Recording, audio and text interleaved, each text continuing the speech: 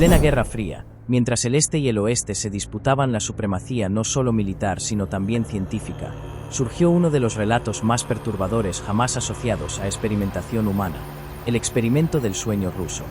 Aunque su existencia oficial jamás ha sido confirmada, su descripción ha circulado por décadas en documentos no verificados, foros clandestinos y testimonios anónimos que coinciden en lo esencial.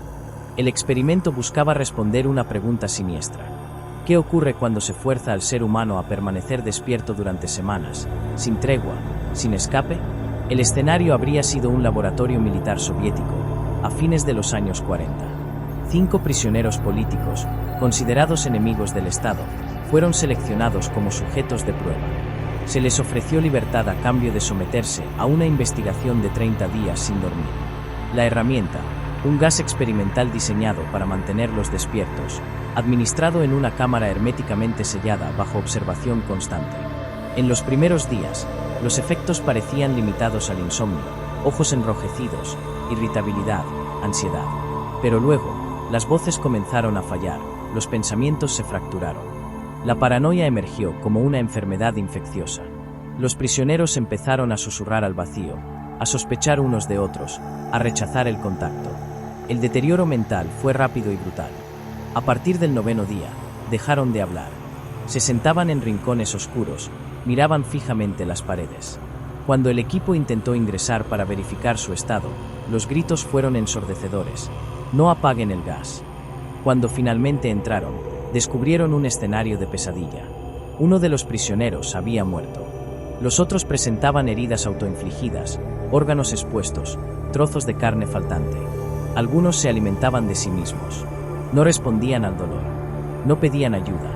Los médicos trataron de sedarlos. Fracasaron. Los sujetos reaccionaban con una fuerza descomunal. Rechazaban el sueño como si fuera la muerte misma. Uno de ellos murió riendo. Otro, antes de morir, pronunció una frase que quedó grabada en los archivos filtrados. Nosotros somos lo que queda cuando el hombre ya no puede soñar. Si fue real o una elaborada ficción soviética, nadie lo ha podido comprobar con certeza. Pero los fragmentos coinciden, los detalles son consistentes. Y la pregunta sigue abierta. ¿Y si la historia fue borrada porque los resultados fueron demasiado inhumanos para ser conocidos? Aislados del mundo, observados día y noche desde un cuarto sin ventanas, los 5 sujetos del experimento comenzaron su descenso a la locura con una rapidez inquietante. El gas estimulante no solo impedía el sueño, alteraba la percepción, borraba la noción del tiempo y destilaba paranoia como veneno lento. Pasado el 4º día, comenzaron los cambios de conducta. Primero fueron las quejas. Ansiedad, irritación, movimientos repetitivos. Luego vinieron las conversaciones en voz baja con nadie, los ataques de ira repentinos, las acusaciones entre ellos. Uno de los sujetos comenzó a gritar sin razón aparente durante horas, hasta desgarrarse las cuerdas vocales. Otro, en silencio absoluto, arrancaba pedazos del colchón con los dientes. A pesar de su estado, todos se negaban a salir. Suplicaban mantener el gas encendido. El miedo al sueño era mayor que el dolor. El día 9 marcó el quiebre. Las cámaras mostraban cuerpos inmóviles. Las grabaciones de audio no captaban ningún sonido. Los científicos pensaron que habían muerto. Cuando finalmente abrieron la cámara, descubrieron algo aún peor. Los hombres seguían vivos, pero ya no eran los mismos. Uno yacía muerto, desmembrado por los demás. Los 4 sobrevivientes estaban desnudos, cubiertos de sangre seca. Se habían mutilado con las uñas, abierto el abdomen, arrancado partes del cuerpo. Uno se había vaciado parcialmente los intestinos y seguía respirando. Lo más inquietante, todos parecían lúcidos. Observaban a los médicos con una calma antinatural. Decían no sentir dolor. Solo una necesidad, seguir despiertos. Cuando intentaron sedarlos para intervenir quirúrgicamente, los sujetos reaccionaron con una violencia extrema. Arrancaban los tubos intravenosos, rompían costillas con las manos desnudas, suplicaban que no los durmieran. Uno gritaba, no hay nada después del sueño. En un último intento por obtener respuestas, los médicos preguntaron qué era. Uno de los sujetos respondió con voz serena, somos lo que se esconde dentro de ustedes, lo que despierta cuando el cuerpo deja de dormir. Fuimos creados por su miedo. El experimento fue suspendido de inmediato. Se ordenó destruir toda evidencia. Pero lo que vieron ese día, los que estuvieron presentes, nunca lo olvidaron. Porque el horror no vino de afuera, vino de dentro. Y tenía ojos abiertos que nunca parpadeaban. Tras la clausura abrupta del experimento, los restos vivientes de los sujetos fueron trasladados a una instalación médica militar, con el objetivo de salvarlos, o al menos entender que se había desatado dentro de ellos. Lo que siguió no fue un tratamiento, sino una autopsia en vida. Los cuerpos, aunque destrozados, se aferraban a la existencia como si algo más los habitara. Uno de los sujetos presentaba una anatomía alterada. Sus órganos internos estaban reacomodados, aún funcionando, a pesar de heridas incompatibles con la vida. A otro se le practicó una cirugía a corazón abierto sin anestesia. No solo no gritó, sino que sonrió mientras observaba a los médicos. No dormían. No querían dormir. Cada intento de sedación terminaba en colapso violento. Uno arrancó la tráquea de un médico con los dientes cuando intentó administrarle un calmante. Los interrogatorios fueron infructuosos. A lo sumo, obtenían frases cortas, delirantes, pero consistentes. Hablaban del vacío más allá del sueño, de voces que susurraban desde el otro lado del umbral. Aseguraban no ser ya humanos, sino parte de algo antiguo, liberado al romper el ciclo natural del descanso. Decían que el sueño no era una necesidad fisiológica, sino una barrera de protección. Uno de los responsables del experimento, mentalmente quebrado por lo que había presenciado, solicitó la ejecución inmediata de los sujetos restantes. Argumentó que ya no podían considerarse seres humanos. La orden fue discutida, rechazada, luego autorizada. Se les desconectó lentamente de los sistemas de soporte vital. El último en morir lo hizo de pie, sin resistencia, mirando fijamente al general a cargo. En sus últimos segundos, murmuró: ¿tan ansiosos están por volver a ser como antes? Nosotros ya no tenemos esa suerte. Nosotros recordamos. Tras su muerte, los informes fueron sellados, clasificados como información sensible. Los cuerpos, incinerados. Las instalaciones, desmanteladas. Oficialmente, nunca existió tal experimento. Pero entre los pocos sobrevivientes del equipo médico, el silencio no trajo paz. Muchos se suicidaron, otros desaparecieron, y algunos, hasta el final de sus días, se negaron a dormir más de unas horas por vez. Por miedo a ver lo mismo que vieron aquellos hombres. Por miedo a que el insomnio no fuera una tortura, sino una puerta. Años después, cuando los archivos de la inteligencia soviética comenzaron a filtrarse tras la caída del régimen, algunos documentos incompletos y censurados mencionaban una prueba de resistencia psiconeural en sujetos despiertos. Ningún nombre, ningún lugar exacto, pero las descripciones coincidían con testimonios recogidos en susurros por desertores y exagentes, una cámara cerrada, un gas experimental, mutilación voluntaria y una obsesión irracional por evitar el sueño a toda costa. Un periodista independiente que investigaba crímenes de guerra en laboratorios soviéticos encontró registros de compra de un compuesto químico no identificado, entregado a una instalación de investigación psicológica en las afueras de Novosibirsk, en 1947. Poco después, ese centro desapareció de todos los mapas. Los empleados fueron trasladados o reportados como muertos. La zona fue sellada durante décadas, declarada zona militar restringida. En los años 90, un técnico que trabajó en restauraciones de archivos del KGB afirmó haber leído un expediente con fotografías clasificadas.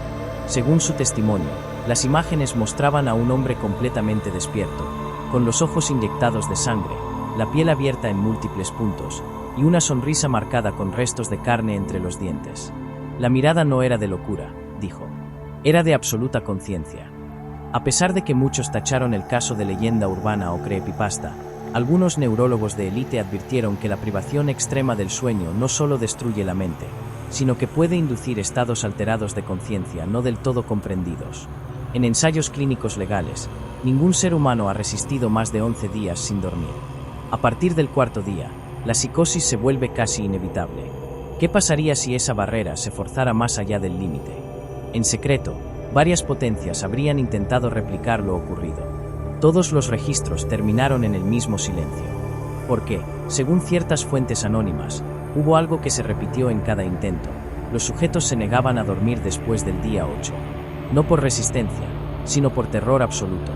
El experimento original, si realmente existió, no fue un error. Fue una advertencia. Y no sobre los efectos del insomnio, sino sobre lo que se revela cuando la mente es privada, por completo, del sueño reparador. Cuando se cae la última defensa de la psique humana, lo que emerge no es solo locura. Es otra cosa. En la cultura popular, el experimento del sueño ruso se convirtió en leyenda digital. Circuló por foros oscuros, vídeos de YouTube narrados en voz baja y páginas llenas de imágenes manipuladas. Fue clasificado por muchos como creepypasta, historias ficticias diseñadas para asustar. Sin embargo, algo en esta historia generó una resonancia inusual. No era solo el horror gráfico, ni la locura clínica. Era la posibilidad inquietante de que, detrás del mito, hubiese un núcleo de verdad cuidadosamente enterrado. El atractivo del relato no se limita al morbo. Hay una inquietud profundamente humana en la idea de no dormir. El sueño es uno de los últimos refugios privados, uno de los estados que no se pueden controlar del todo. Perderlo no solo agota el cuerpo, sino que rompe la mente, la percepción, el yo. El experimento explora ese límite, que queda cuando desaparece esa última barrera. Y esa pregunta, más allá del género de terror, toca una fibra real en la psicología humana.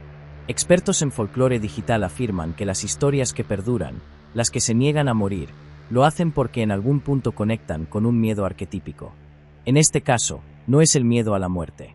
Es el miedo a estar despierto, demasiado tiempo. A que la conciencia, al no apagarse, empiece a revelar cosas que deberían permanecer ocultas. Con el paso de los años, el relato fue modificado, exagerado, ridiculizado. Se añadieron detalles sangrientos, frases teatrales, monstruosidad. Pero la esencia siguió intacta, seres humanos comunes convertidos en algo inhumano, no por radiación ni experimentos genéticos, sino por una simple ausencia, la falta total de sueño. La idea se filtró incluso en la ciencia ficción, el cine, la música. Artistas y escritores retomaron el concepto. El horror del insomnio eterno. La identidad fragmentada. Lo que se esconde tras la vigilia prolongada. Y siempre, como un eco, la misma frase, dicha por el último sujeto del experimento. Nosotros somos lo que queda cuando el hombre deja de soñar. Porque al final, el mito puede ser falso. Pero el miedo, ese siempre es real. En laboratorios contemporáneos, bajo protocolos éticos estrictos, se siguen estudiando los efectos de la privación del sueño. Pero nadie se atreve a acercarse a los extremos descritos en el experimento ruso. La neurociencia moderna ha confirmado que, tras 72 horas sin dormir, el cerebro comienza a mostrar actividad caótica, alucinaciones visuales, desorientación, pérdida de la identidad, incluso microsueños con los ojos abiertos. El cuerpo está despierto, pero la mente empieza a fragmentarse. Lo más inquietante es que no se trata solo de colapso físico. Hay un punto donde la mente crea realidades propias para sobrevivir. Algunos sujetos reportan voces, visiones de entidades, sensaciones de ser observados por algo fuera del marco de lo humano. Estos episodios son descartados como delirios clínicos. Pero, ¿y si no lo fueran? Algunos psiquiatras han teorizado que el sueño actúa como un sistema de limpieza neural y emocional. Al suprimirlo, lo reprimido emerge sin filtro. Traumas, impulsos, fragmentos reprimidos del subconsciente. El experimento del sueño, si fue real, pudo haber empujado la psique humana más allá del umbral de la cordura, hasta lo que Jung llamó la sombra total. No solo locura, no solo violencia, sino un desdoblamiento de lo que creemos ser. Hoy, algunos documentos desclasificados de programas soviéticos y estadounidenses revelan que tanto la CIA como el KGB exploraron los límites del sueño en sus investigaciones sobre control mental. Ninguno admite haber cruzado la línea. Pero las coincidencias son demasiadas. Sujetos que no recordaban quiénes eran, que reaccionaban con pánico al sueño inducido, que hablaban en lenguas desconocidas tras semanas sin dormir. Puede que el experimento del sueño ruso haya sido un rumor amplificado por el tiempo. Pero su raíz toca verdades que la ciencia todavía no puede explicar del todo. Porque si el sueño es el muro, ¿qué es lo que hemos estado conteniendo al otro lado? Y si algún día, por error o diseño, ese muro cae, ¿a quién dejamos entrar? Hoy, el experimento del sueño ruso sobrevive como un espectro digital. Ha sido archivado, dramatizado, debatido, desacreditado. Sitios de verificación lo clasifican como ficción. Y sin embargo, persiste. Porque hay historias que no mueren por su veracidad, sino por el eco que dejan en quienes las oyen. En lo más profundo del imaginario colectivo, la historia encarna un temor que trasciende culturas y generaciones, el miedo a la mente descontrolada, a lo que podríamos ser sin las ataduras del sueño, del tiempo, de la cordura. Los hombres del experimento no fueron monstruos por naturaleza, sino víctimas de un impulso humano demasiado familiar, el deseo de superar los límites, de dominar el cuerpo, de conquistar incluso el descanso. A día de hoy, ninguna nación ha admitido oficialmente haber realizado tales pruebas, pero sí han existido proyectos paralelos, reales, donde los derechos humanos fueron ignorados en nombre del avance científico o militar. Desde MKUltra hasta UNIT 731, el pasado nos recuerda que el horror no necesita ficción.